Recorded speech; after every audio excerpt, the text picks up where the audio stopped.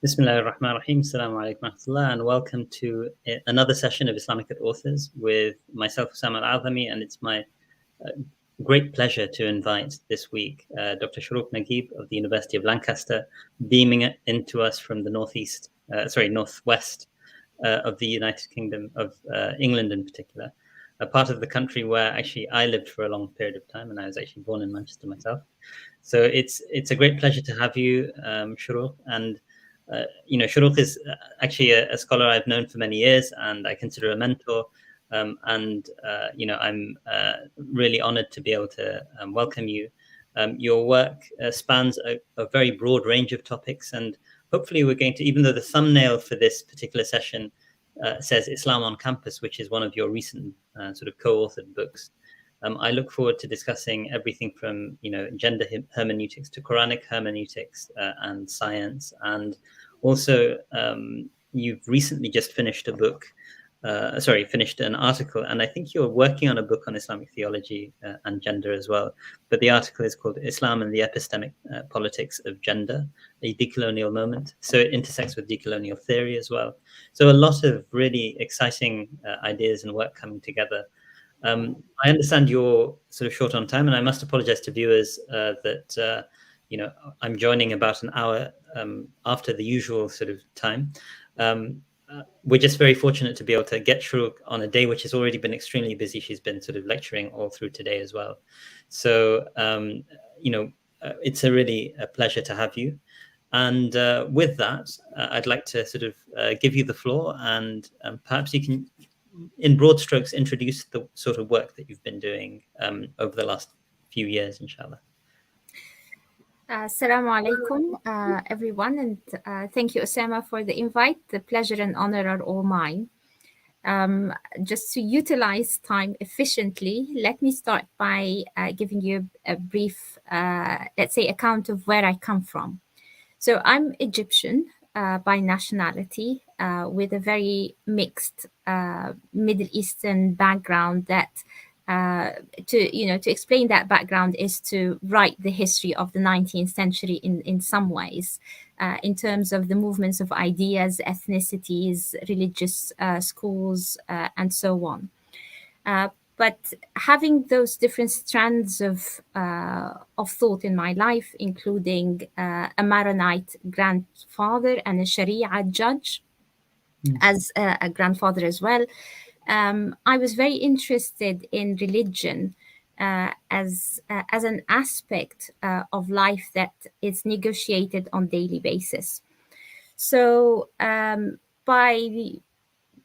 let's say by the age of 13, 14, as my reading became more intense, I came across the Egyptian Islamic thinker Aisha Abdurrahman bint al-Shati.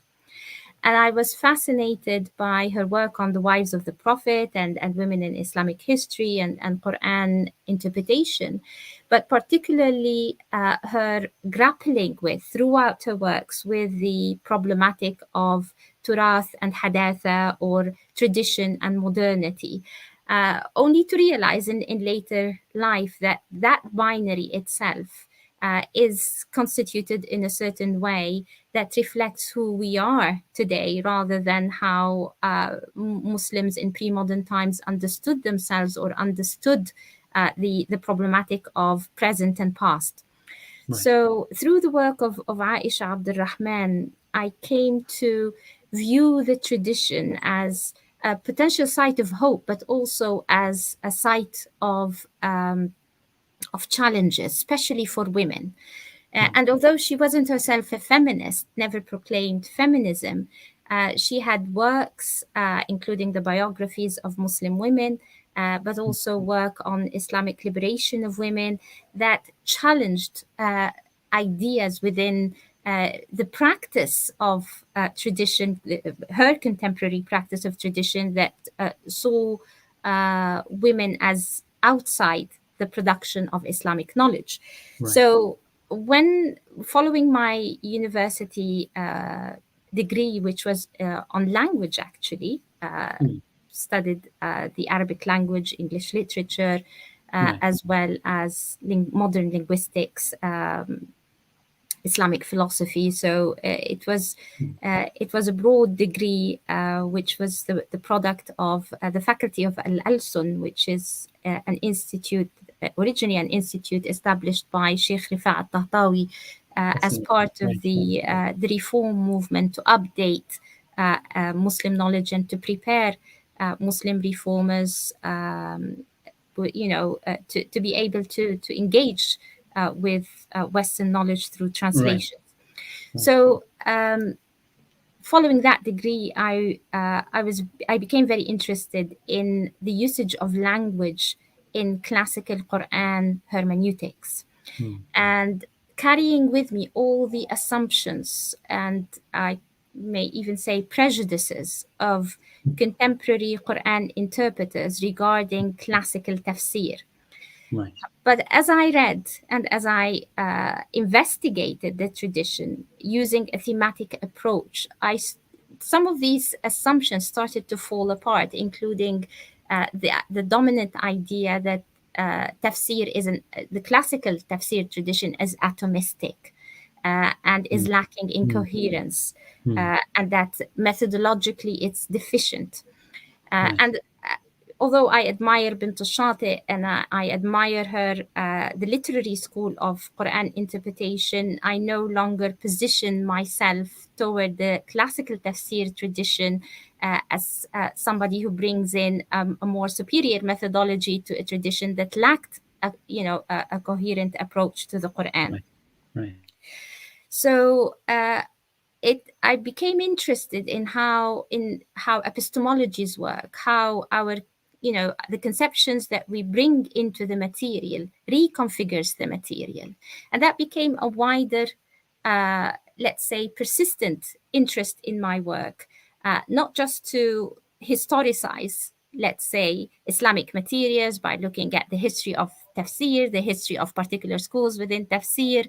I'm interested in that too. For example, I'm interested in the history of metaphor or isti'ara specifically and its application in balagha and the crossover with tafsir.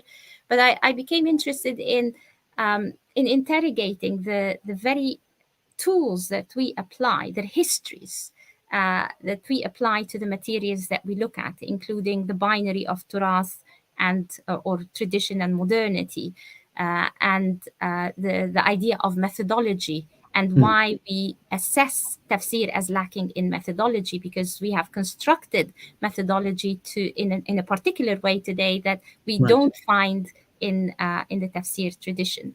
And perhaps the most recent example in my work is a preliminary interrogation of the category gender as a category of analysis, and looking at the history of its, briefly looking at the history of its application in the study of Islam, but also looking at the history of its emergence in Western thought, and realizing through my readings and research that this is actually a very recent concept in terms of analytically, in terms of understanding the world and understanding pre-modern materials.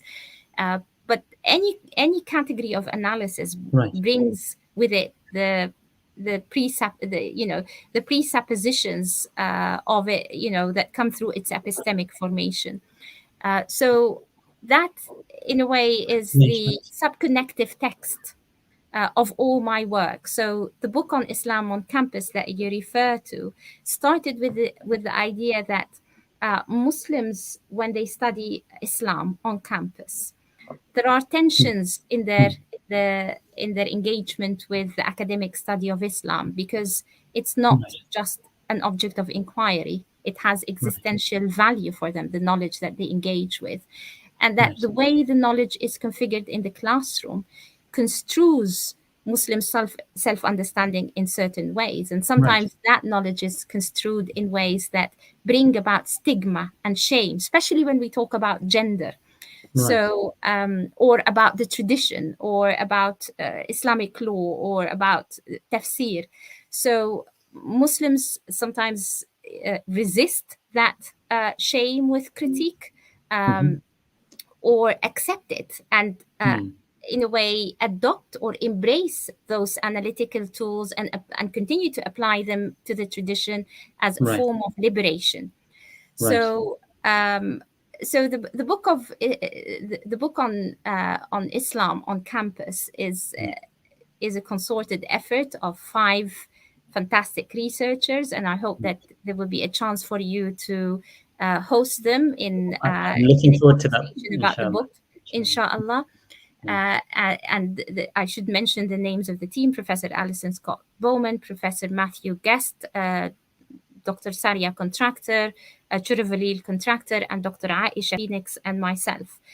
But together in the effort, in the collaborative effort of researching, analyzing, and writing up the material, we all agreed on the, we all agreed on the, let's say, the argument or the conclusion at the end of the process, that what is really lacking in our analysis is an insider Islamic perspective. We are thinking about how Islam is represented on campuses, in the classroom, in the university structures, within the university management systems, but also within different bodies and networks, including student unions and student bodies. So we were bringing analysis from Foucault, from Habermas, and from many Western scholars. And toward the end, we were realizing we're actually critiquing how Islam is subjected to different systems of power: epistemological, institutional, cultural. But how do you provide an alternative that does not reinscribe that asymmetry? Because by imposing those forms of analysis, or by using those forms of analysis to engage with what our Muslim students and staff said, we were actually still subsuming these insider discourses into the Western episteme. So at the end, we tried and we asked questions about how do we produce an analysis that does not only turn on Western epistemic paradigms, that also engages Muslim epistemic paradigms, particularly when it came to education and to educational institutions in the history of Islam, and in their pedagogies and their modes of learning.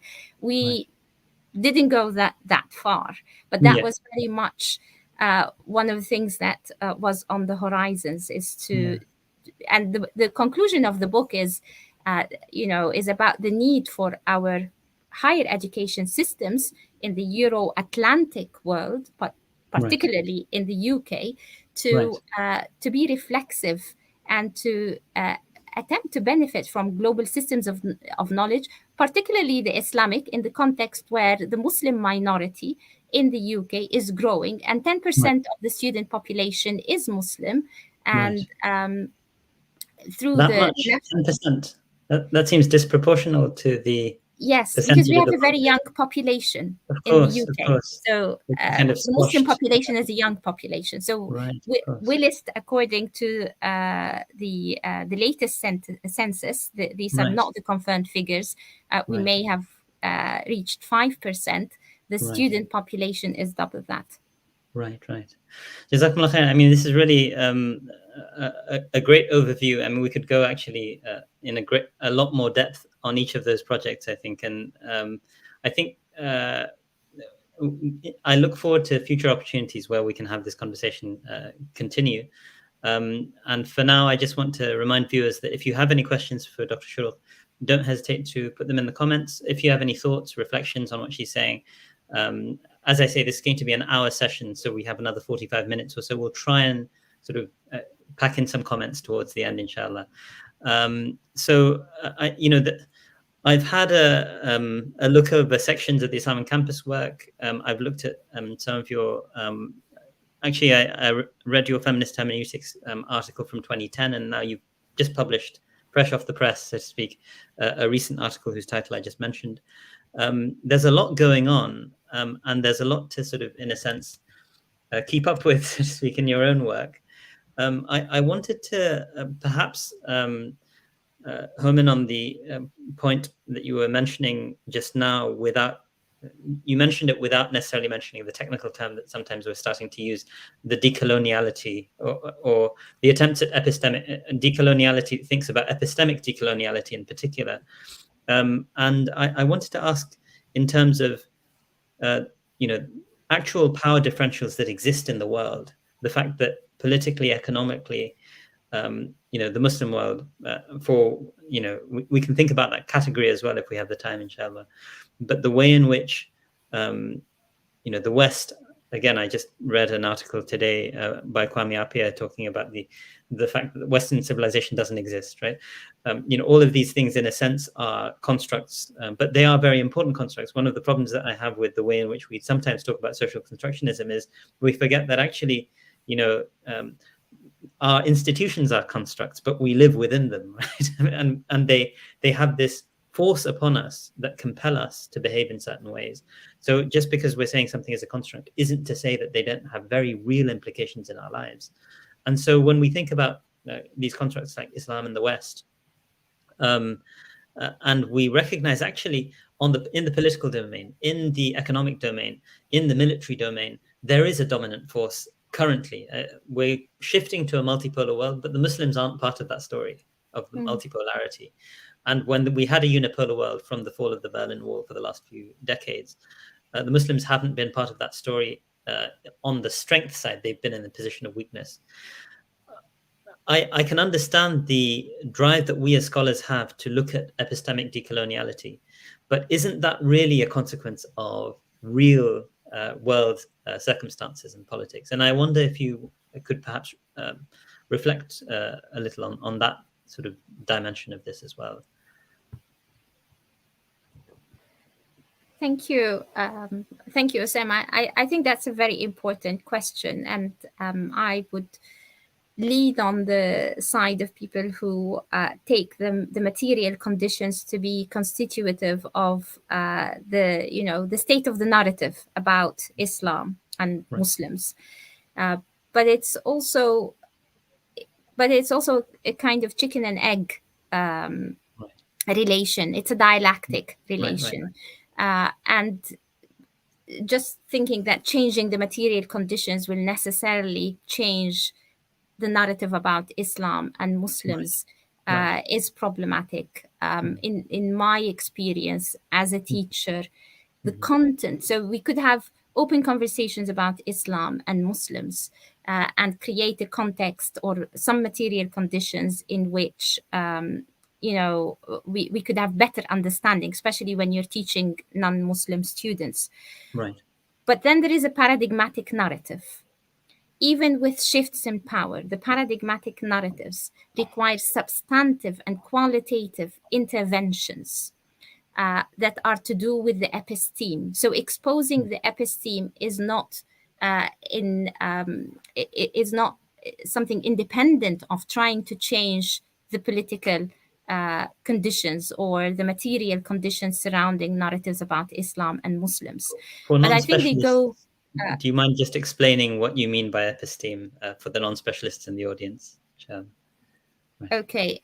What I mean by it is it's the model or the constitutive concepts that we use in producing knowledge. So our knowledge is grounded on certain assumptions, and these assumptions, for example, in Western modernity, in academia, we take a critical thinking to be a key or core principle of academic approaches. So critical work or knowledge that does not critically engage with its object of inquiry is not considered knowledge, and that scientific approach or that scientific paradigm has status. So what I mean by episteme is the different components that form our model of what knowledge is, what authoritative knowledge is, and who produces knowledge,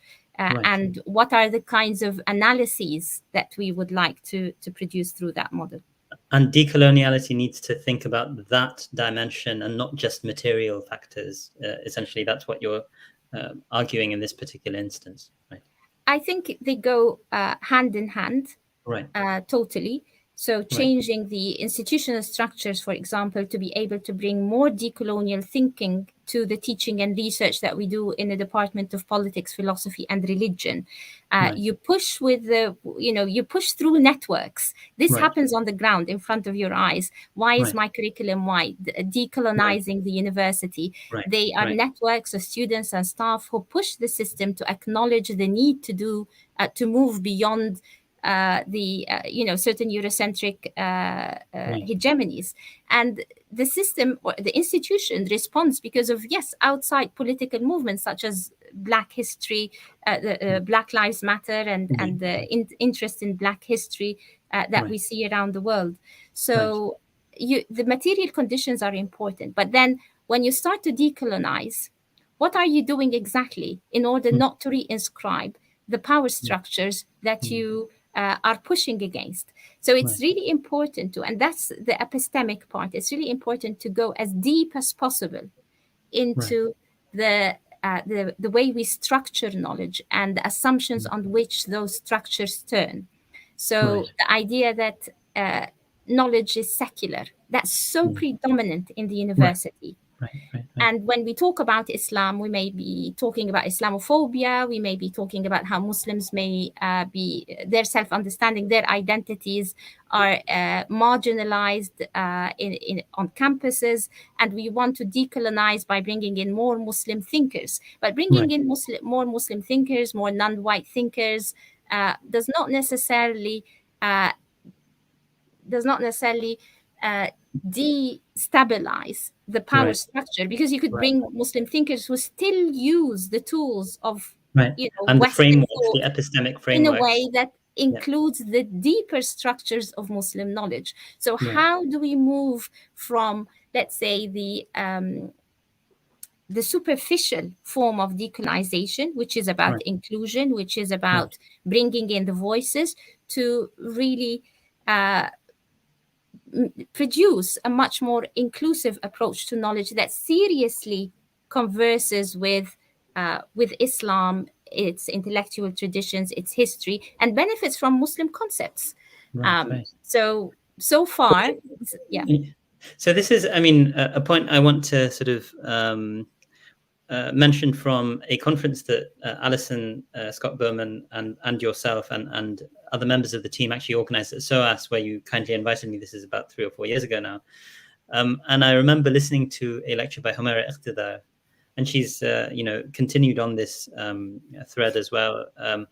She basically was saying that why is it that when we're studying sort of Eastern thinkers or Muslim thinkers in political theory, we're studying them as, in a sense, objects of curiosity who are studied as outside our traditions.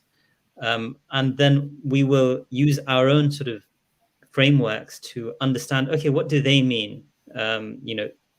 As seen from our perspective, and the our there is very Eurocentric or Western centric. And she was basically saying that, well, what would happen if we use Maududi's critique of the West as a way for us to think about how do we reformulate our political ideas, right? And so, I mean, I wonder to what extent you entertain. I noticed you thanked Humaira in the introduction. You very kindly thanked me as well. But I think people like Humaira and yourselves like really have are the pioneers in these sorts of areas. I wonder to what extent you engage with that idea as well. That why are we studying Muslim Islamic theology as though it's just some historical phenomenon? Why don't Muslim theologians come in here to this tradition and engage it as equal partners in our conversation? That seems to be the kind of direction you're pushing. Yeah. Yes, thank you, Osama. I mentioned that I work in a politics, philosophy, and religion department. Right. And some of my work is theoretical. Some of my work deals with certain parts of Muslim philosophy. So, for example, I'm interested in Ibn Hazm's take on prophethood and gender. Right. And Right. but that, exactly as you said, based on Humaira's contribution to that day workshop, is seen as a specific area of interest. It's provincialized. It's not thought. It's not human thought, because there's a kind of universalism, that dominates what is the study of philosophy and what counts as philosophy. And pushing against that universalism through decoloniality may gain me a section on Islamic philosophy. It's still provincialized, but students look at it as something, other than the West, because it's interesting to broaden your horizon. So it's we have to deal with different structures of exclusion and marginalization, even when we are decolonizing. And, it will take a great deal of effort for us even to read our own materials in a way that, that turns on their own terms, because we have so many lenses that, that make it difficult for us to see, outside the universalisms of Western thought, including the critical strands within Western thought. So we're kind of, there's a kind of existential, not crisis, but existential limitation to what we're doing, because we have to exhume the way knowledge operated and understand how it operated in its time amongst its champions or its key figures. So in what I try to do, so I'll give you a concrete example. Sure. As I'm thinking about gender and thinking about the history of gender, as in the piece on the epistemic politics of gender and the study of Islam, one of the dominant themes that has shaped the study of gender in modern scholarship at large is the investigation of gender difference, how the gender hierarchy is produced in different materials. So when I read Muslim materials that are not interested in gender difference, that refuse some Muslim materials, some Islamic materials, for example, fiqh is interested in gender difference in order to because of how individuals, different characteristics of individuals decide or determine their status and in the law and the rulings pertaining to them. But sometimes the gender, while there is interest in gender difference, there's also a preclusion of gender difference, that it doesn't matter in certain rulings or for certain aspects of the law. And one example is the safe conduct, the permissibility of safe conduct for a woman. And we عهد الأمان. Okay, yeah.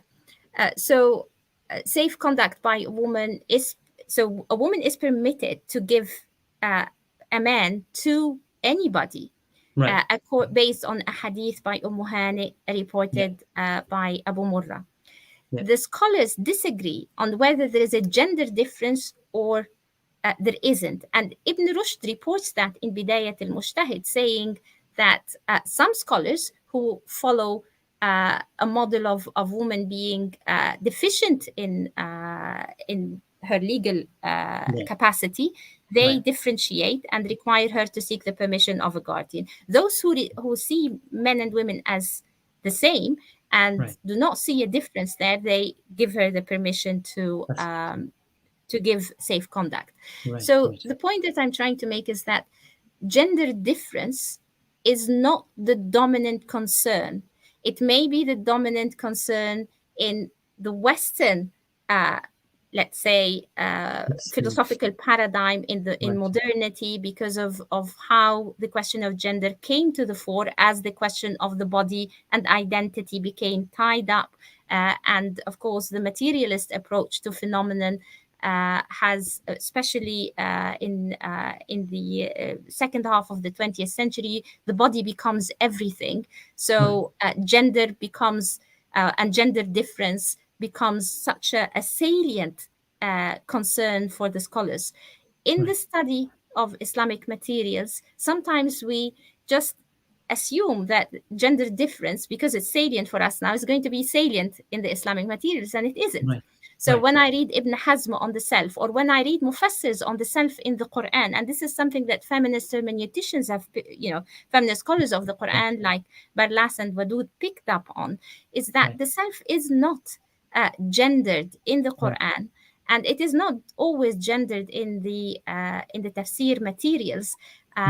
And that lack of, or let's say the gender neutrality of the self, might be an interesting site for critically reflecting on the concept of gender and the analytical power of gender in modern scholarship. So rather than taking gender and applying it on the pre-modern Islamic materials, we take the Islamic materials to interrogate the concept of gender where there is gender neutrality. This has happened, in scholarship outside Islam. And I see African studies or studies interested in the African culture now, using their legacies, exhuming their legacies, so to speak, in order to to reconstitute voices that push against the hegemony of Western modes of analysis, which go hand in hand with with the political subjugation of their narratives, discourses, histories, etc. Right, and in a sense, this is the I hope insight. that wasn't a long-winded. No, that made perfect sense, and I think this was. This is basically fundamentally this is the insight of someone like Edward Said, that alongside the physical occupation and subjugation of the non-West, there has been this smothering of the minds and the intellects, and this tasfihul ahlam, so to speak, to use an Arabic expression, of the way the non-West thinks. Nothing they have, the famous minute on education by Macaulay in Parliament, where he said an entire library of an Oriental sort of is not worth a single shelf of English literature, or something along those lines. And that attitude is deeply embedded within the Western intellectual enterprise, or has been historically. It's kind of shaped the way in which the West, with occasional exceptions, but even those exceptions, whether it's Goethe or maybe Gibbon on some level, those exceptions often are proving the rule, and they are exceptions within those people's writings and their oeuvres as well. I think that point is, in many ways, sort of like underlines the significance of the enterprise of trying to push back against it. But I wanted to ask you, in that connection, in a sense, has it not been a struggle for, when you were doing your doctorate or when you're doing your undergraduate? In my case, I really felt this way, that sometimes it was my sort of academic mentors or my sort of like colleagues who I'd meet in sort of I don't know, conference settings of a more senior, of an older generation, who would basically be, in a sense, policing. I don't think that they saw that to be the case, but I think that they were thinking, well, we have a duty to help the next generation understand what good scholarship is. But in doing so, they're perpetuating these colonial norms, as it were. And yeah, I wonder, you must have struggled with this as a scholar as well when you were in your student days. I wonder if that's one of the things that you think, and perhaps in your colleagues in your book, you all sort of write that this is something we need to confront systemically. Yeah. Thank you, Sam. I think policing is the right word, and going beyond the field of the study of Islam, just perhaps for a few seconds, I'd like to share an experience I had with you at the beginning of my PhD when I met Norman Calder, who was a great supervisor. He had a lot of Muslim students working on really a multitude of topics, from Mahmoud Muhammad Taha, the leader of the Republican Brothers, to Rumi, to reform of Islamic law, to my work on tafsir. And so he invited me for coffee on the first at the first supervision, and he asked me why I want to do this PhD. And I said, I want to do this PhD because I'm really interested in pre-modern discourses on language as a trained linguist myself, and as someone who studied the disciplines of the Arabic language and the English language, modern and pre-modern linguistics. I'm interested in tafsir. Right. And he said, I'm so relieved because you're not one of those Muslim students who is coming here to defend Islam in their PhD. Right, right. And I was glad that he approved of my reasons. Right. But it made me ponder, what is the problem with students who want to defend Islam? Right. Ultimately, right. I want to serve Islam as a Muslim postgraduate student by trying to unearth some of the rich discussion on language in tafsir. Right. And I think that is one of the things that Muslims with visible Muslim identities face. Right. And this could be, it doesn't have to be a white male professor. It could be sometimes a Muslim male professor. Right. Less often a Muslim female professor, although that happens too. Institutions of knowledge are also institutions of prestige, and there is, they are structured by power. And I think there's, within Western institutions of knowledge, they have become means for propagating a narrative about the West and its self-image of being, of having academic freedom, of being based on reason, and criticality within academe is the mode for reasoning. So reason is upheld through that. And confessional Muslim identities are set as the opposition of that. So it doesn't matter who is embracing those values. It could be a Muslim scholar. Right. And they would view your variation or nonconformist approaches as undermining this. And and when they mentor you to try to separate between your confessional commitments and your methodological approaches. Right. So they, rather than thinking critically about how, or here we use the term because it's so, prevalent and constitutive of how we think, instead of reflecting constructively, let me say, on how one can straddle the different sets of commitment, because in fact, criticality and critical reason and open debate and all the things that shape academia are themselves sets of values and not simple principles. They are value laden. Instead of seeing one set as neutral and one set as a commitment that hinders thought, a mentor could help you straddle these two these two different sets of commitments, and how can we create some kind of bridge between them. That doesn't say that what happens in a lot of contexts of Islamic studies in, let's say, predominantly Islamic or Muslim context is acceptable because it's just Islamic and not informed by contemporary modern scholarship and Western forms of knowledge. For something to claim being confessional or committed to faith doesn't necessarily mean it's good quality. So this issue too. Yes, and this is something which the YouTube series that I started originally was with Omar and Shasi, and this is something we reflected on quite a bit, in the sense that there are good measures of assessing the quality of scholarship, whatever tradition one works in. And so just as you can have sort of terribly shoddy sort of ideologically oriented Western scholarship, you can have terribly shoddy ideologically oriented Muslim scholarship, and you can also have extremely compelling ideological scholarship in both arenas. And it, in the Western tradition, as you referred to, this notion of universality, the idea that what we do here is kind of this universal effort, and it kind of underpins this Eurocentrism sometimes, where it's, we come up with universal ideas and they have to be adopted around the world, and that is the mark of modernity or being modern. I think that that's what we're here to critique, basically, and we want to critique with rigor, with a quality of scholarship that can be seen as rigorous through some kind of measurable metrics. I'm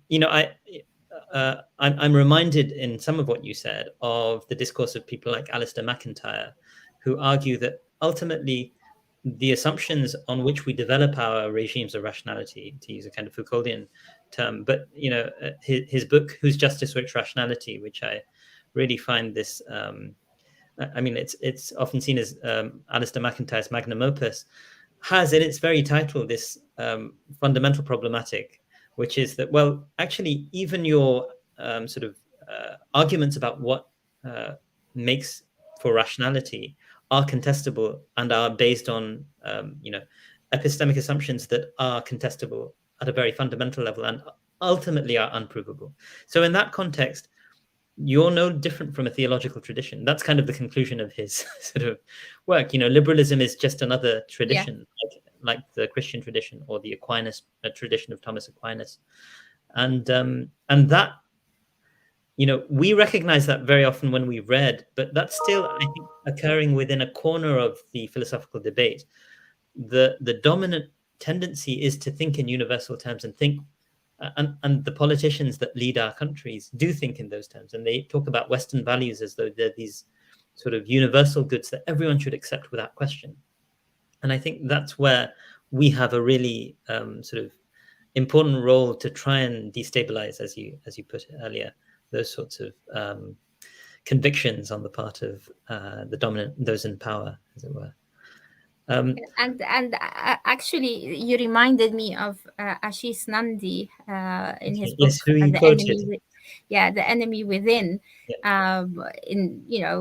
That also takes us back to your earlier question about whether the socio-political conditions need to be addressed before we try to deal with the epistemic challenges. And I think Ashish Nandi makes it very clear that without developing concepts, notions, and a language from within our resources, there's no way to do that. There's no way to push against the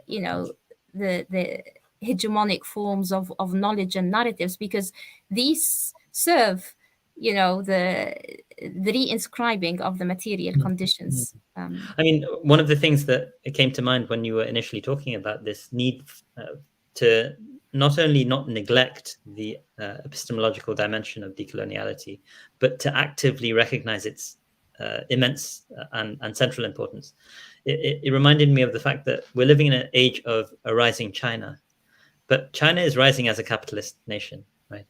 They haven't really reconfigured what it means to be, and their program is just as destructive to the global sort of climate and the future of the human race as the American empire was in its heyday and continues to be in many respects. And so, I mean, like, if you don't actively cultivate epistemic alternatives, you're condemned to repeat the errors of the current paradigms. And maybe one final thought, if we still have time, is sure. We talk a lot about the political, right, and less so about the metaphysical dimensions of Islam. So we censor ourselves from bringing into discourses, decolonial discourses, faith and spirituality, or faith and metaphysical questions.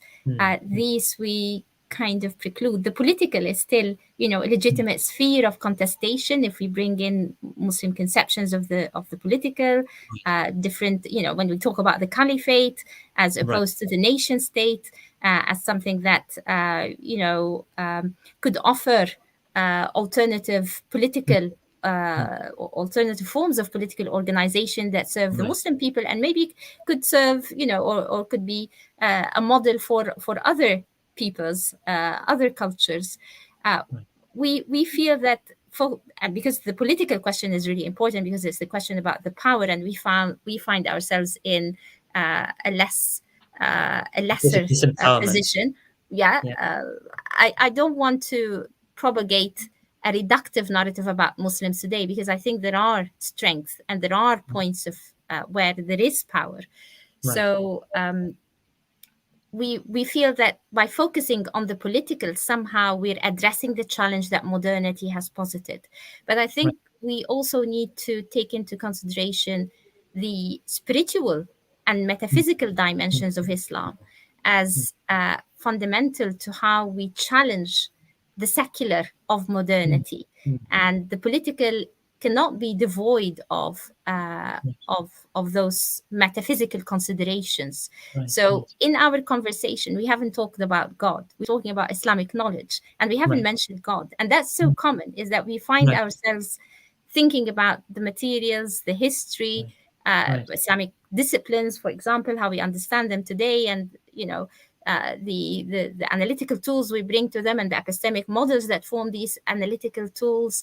And in throughout the conversation, we don't mention God and revelation. We don't. We may historicize conceptions of God. We may historicize conceptions of revelation, and think about the different interpretations and the material conditions in which they were produced. But we also, as Muslims or as Islamicate scholars, trying to push against the these dominant. Why do you think it is that we're not sort of mentioning God, or we're not talking enough about God talking in within these spiritual, contexts? actively spiritual terms? What do you think drives that? Part of it is self-censorship. We want to be taken seriously in conversations with non-Muslim counterparts in our fields. We could talk about God in theology and religious studies, but there are the rules of the game, as it were, is to do this in an academic way, and to follow an academic methodology. But talking about so we self-censor, definitely. And not only that, we also, this self-censoring constitutes how we feel that only in certain contexts we can talk about God, and that in the public domain, our talking about God has to be reasoned and measured in a certain way, so that we are not misunderstood or misperceived. So this is all part of where we find ourselves, in terms of the structure of power that shapes knowledge and shapes the institutions we have to navigate.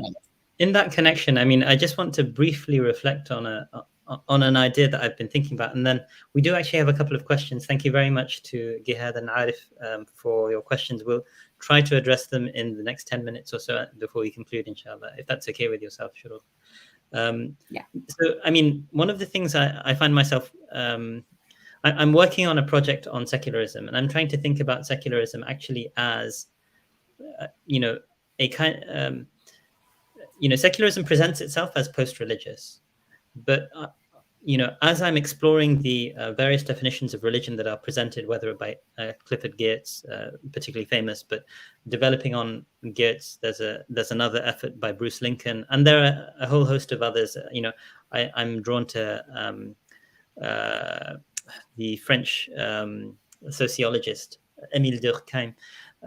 These sorts of when I reflect on their definitions of religion, I realize actually a lot of the time God is not really at the heart of this. I mean, God's position in the definition of religion is highly contested. Like, how do you define Buddhism, right? If as a religion, if God is central. And one of the conclusions that I'm coming to, and I need to sort of like really document this in a careful way, but is that actually secularism can be viewed as a religion unto itself. When the Quran uses an expression like "lakum dinukum waliya din," it's calling the traditions of the Quraysh that is not tightly aligned to any revelation as a deen. And Ibn Taymiyyah develops this idea in Qa'ida fil Mahabba of deen actually being something about social norms, about something that is a cohesive glue, a normative tradition that allows a community to cohesively work together. So for me, I live within a religious tradition. It's a religious tradition underpinned by secularism.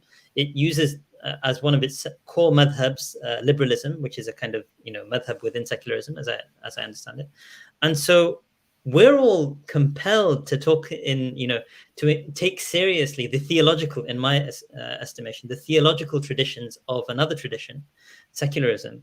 But as soon as I talk about my theological tradition, wait, you can't bring that here. This is not the space for that. This is not appropriate. This is not rigorous, academic, scholarly, etc. You read the traditions of the liberal tradition or of other Western sort of like political theoretical traditions, and you see it's a similar mode of inquiry with just different assumptions at play. Their rational engagement with certain axioms and so on. So I really I need to rethink this. Based on what you just said, I've just realized, as it were, we're engaged in self-censorship in a context where we're being forced to engage in someone else's theological traditions, as it were. If that makes sense. I hope that made some sort of sense. But yes, actually, that was a very good summation of the point that I was making, is which is about the contours that we allow ourselves to work within, and whether we also need to to discuss these contours. Where do they come from, and why do we keep them in place? Right. Why are we conforming, even when we think we are not conforming, even when we think we are critical of Western hegemony, or the Eurocentricity of the knowledge structures we work in, whether as institutions or disciplines. I think that could be it's definitely a site of liberation, because that's where Islam started, with a certain conceptions of God, or at least trying to understand revelation as a way of a manifestation of God. And that was such an important impetus for all aspects of the Islamicate. And how do we bring it back? How do we engage with it, and not preclude it, and not feel that it contaminates the discourse, that we carry a lot of shame as Muslims operating in Western contexts in general, but also in Western academia. When we're visibly Muslim, we kind of try to say, okay, we're visibly Muslim, but we are proper scholars. We can do the work, and in the same way that you can do. And there's of course the gendered aspect of this, is that Muslim women are visibly Muslim, can be visibly Muslim in a way that that leads to further negative assumptions about the quality of the work and their critical abilities. And in the Islam on Campus project, I've come across so many examples of Muslim students, both veiled and unveiled. Sometimes the visibility of their Muslimness is because of is on racial grounds, and sometimes because of sartorial choices. But in both cases, it seemed that the women seem to be viewed more as confessionally committed, and less academically able. So there's a kind of overlap between sexism and Islamophobia, or prejudice against Muslims when it comes to Muslim women's scholarship. Yeah, and I mean, in many respects, the gender dimension of this, of course, bleeds into or is found already in sort of post-colonial Muslim communities, where availability of access to centers of scholarship is severely limited for women, and so also in those intellectual spaces, it's often assumed that women will not know very much. They'll be less informed and things like that. And that just it's really it's a big issue. I think we need to sort of confront as a community, as well as looking at the dimension of its manifestation in the Western Academy. This has really been so enriching, and actually, true to form, everyone's throwing in their questions at the last minute. So I'm happy to take a few questions. Inshallah. If you have please time. feel free to make them brief if that's more conducive. I'm going to give. So the first question comes from actually my recent doctoral student at Oxford, Gihad Hassanin. a compatriot of yours. So she's Egyptian as well. And she asks, would it ever be possible to completely engage pre-modern knowledge on its own terms and escape the episteme and grammars that govern today's knowledge production? If yes, then how does that come about? I have a confession to make. This is actually, essentially, this is the question that I will be subjecting to the MPhils in the seminar in 3 weeks' time. Like, is non-Eurocentric knowledge possible? Right. Then I won't give the long answer so that they can think a bit more about it. Well, no, I mean, Gihad doesn't need to worry about it because Gihad's not in. She's in DPhil. She's not doing the MPhil. I think the immediate thought that I have is there is no rendering the slate clean, and it's being aware of the disciplines we're working in, their histories and their assumptions, ontological and epistemological. And I mean by ontological, the assumptions they make about the world, the very basic assumptions they make about the world and the possibility of knowledge. Being aware of those things is, or working within these disciplines and their histories and trajectories is not an obstacle. But we have to be aware of how we construct in our own work a relationship between these disciplines or approaches to knowledge and the traditions we're working on, whether they are our own tradition or other traditions that we're interested in. So there are Muslim scholars who are interested in Judaism or in the history of Christendom or any other topic. So how do we construct that conversation, and what is the whether there is an asymmetry or a hierarchy, that some material is considered to be the source of conceptualization and some material is just the case study. Whichever way we apply those kinds of relationship, because it can go the other way round, and we consider that Islamic knowledge is the only source for our thinking about the world, and consider Western knowledge as problematic, as alien, as outsider, and become reductive in a very similar way. So I don't think we can render the slate clean. That's my answer. I think a conversational, let's say, an understanding that is inclusive and rigorous across these bodies of knowledge and across these methodological models is the way forward. And a continuous self-reflexivity on where we're coming from, what our assumptions are. So we need to, for me, that's the way forward in terms of decolonization. So one powerful study that I have come across from from outside the realm of Islamic studies everywhere is one on gender in African, in Nigeria, in Yoruba culture, and the name of the author, and I will type it later perhaps and send it to Osama to share it, is Oyorenka Oyewumi. And she interrogates how mothers, or how motherhood is constructed through gender feminist analysis in the West, and how there is no word for mother in Yoruba culture, or there is no word for king in Yoruba culture, and how the gender neutral language is actually based on a completely different set of assumptions about the world. So she's bringing her own material and the grammar of her own culture through the oral tradition to and constructs a critical conversation with all the literature on motherhood and gender in the last few decades.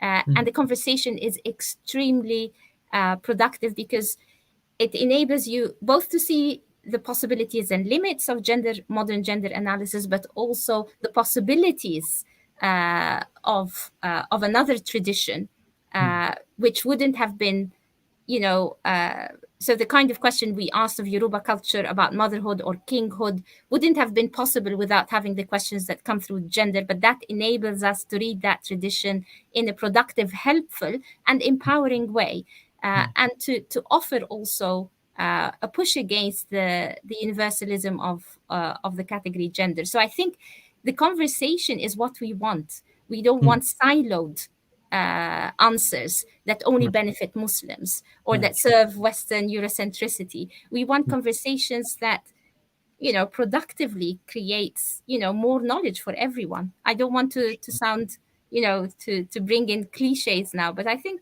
at the heart of it, it is about, al-Alamin. It is a message for the worlds. Right. Jazakumullah khairan.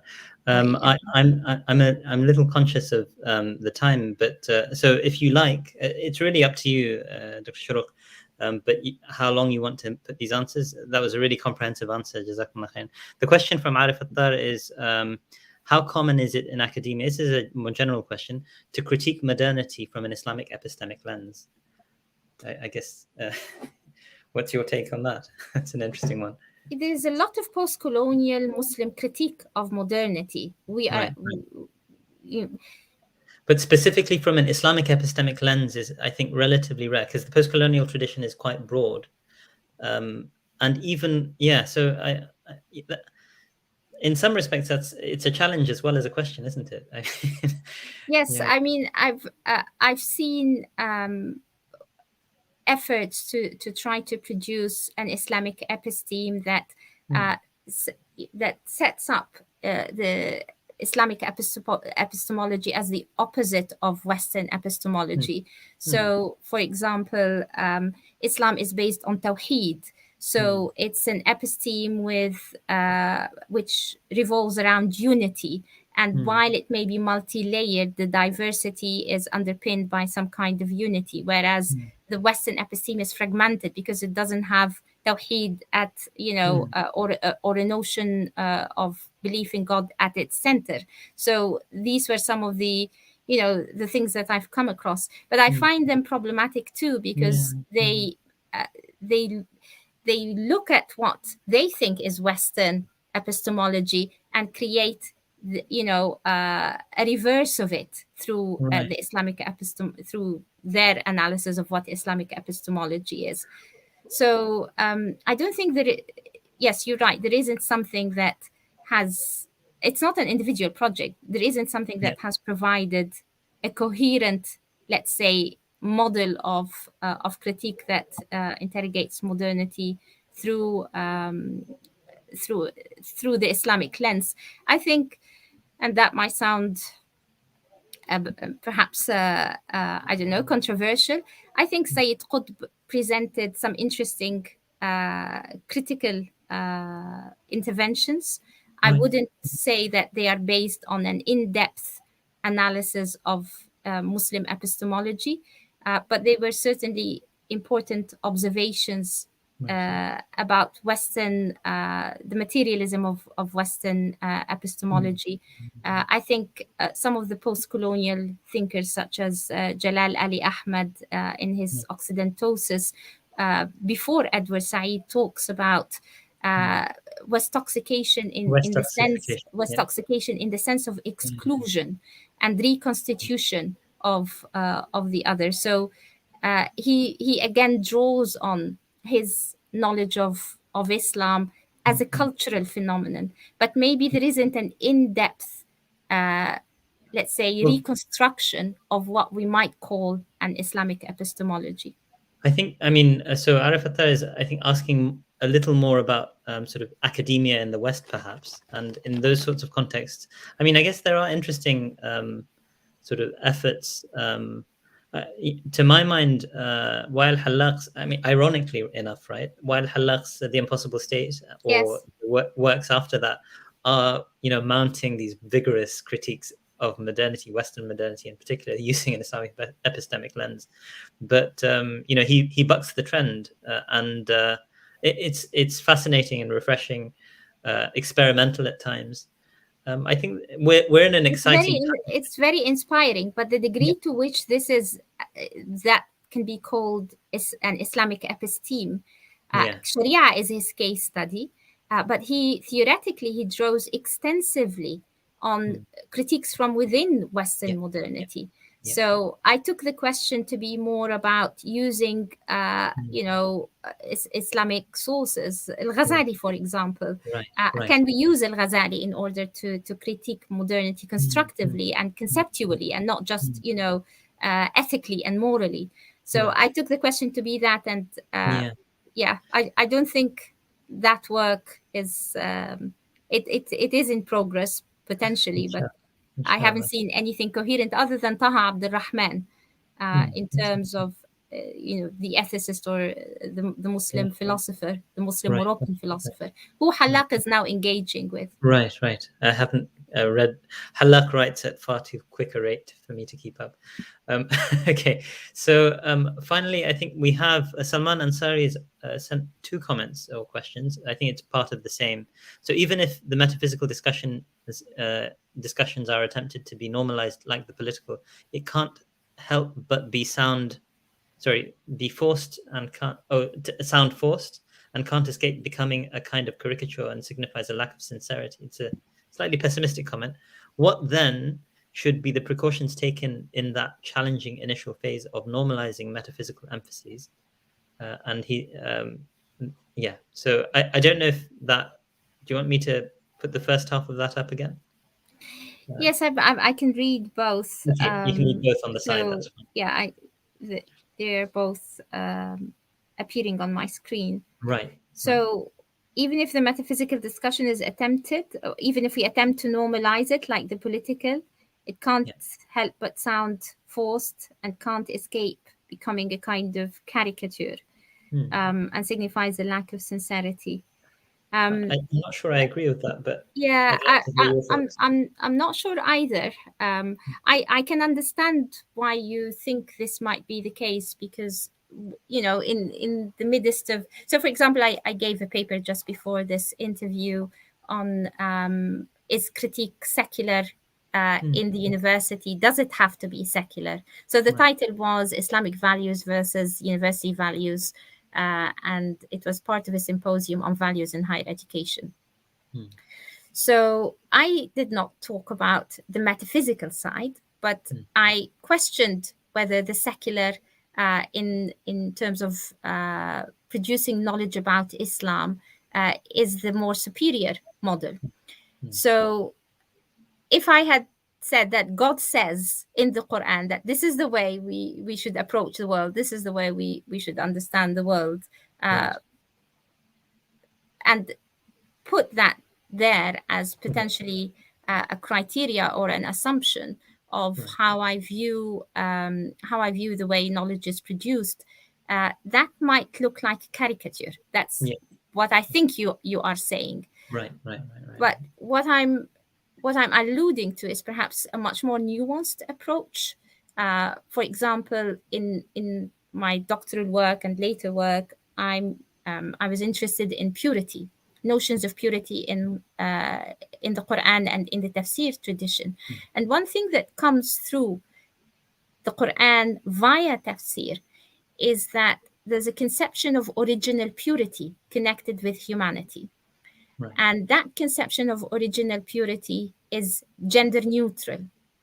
And when we're thinking about the place of man and woman, despite the fact that there are different forms or statuses of pollution or statuses of impurity, not pollution, for both men and women, morally speaking, ontologically speaking, men and women are originally pure. So a theology or a conception of humanity that draws on original purity is different from a conception of humanity that draws on original sin, or a conception of humanity that draws on other conceptions.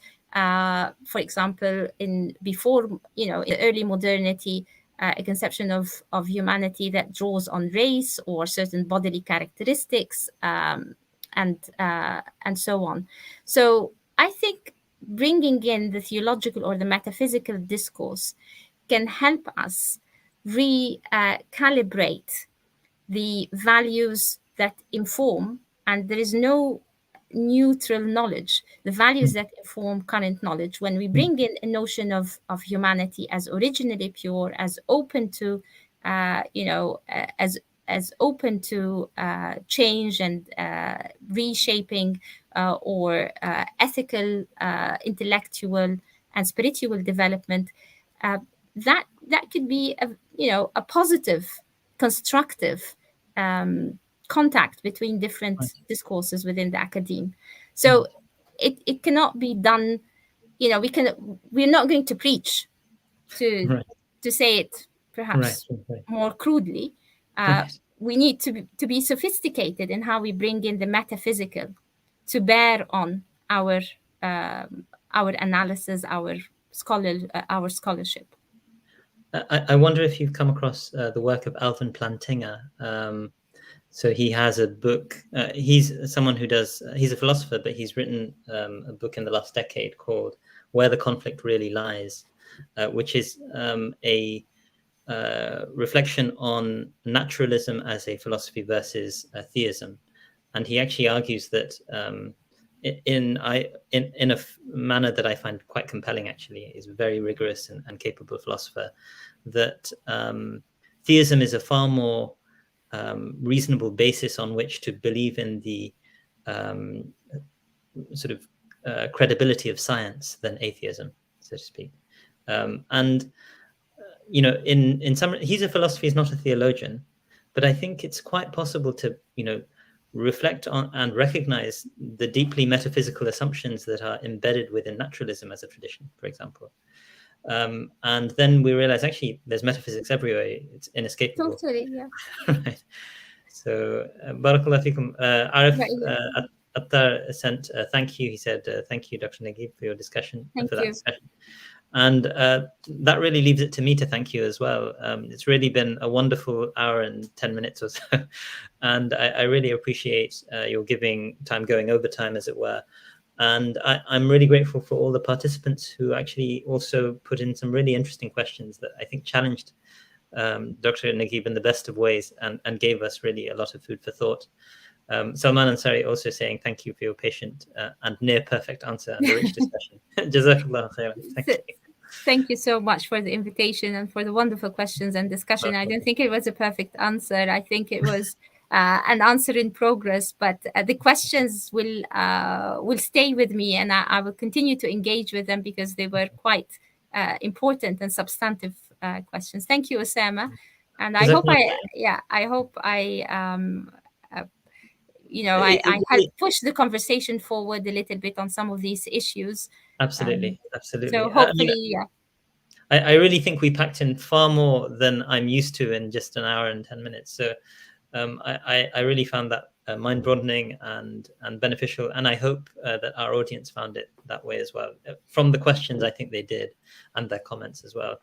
So inshallah, thank you again, and inshallah, I'll see people in a week's time at the more usual time of 6 p.m. And I again just want to conclude by thanking Dr. Shuruq Naguib for really a fascinating overview of the wide-ranging work that she's engaged in, has been engaged in for well over a decade at this point. Barakallah fikum. وإياكم. All right. I will see you all soon, inshallah. Assalamu alaikum. Inshallah. Wa alaikum assalam wa rahmatullahi wa barakatuh.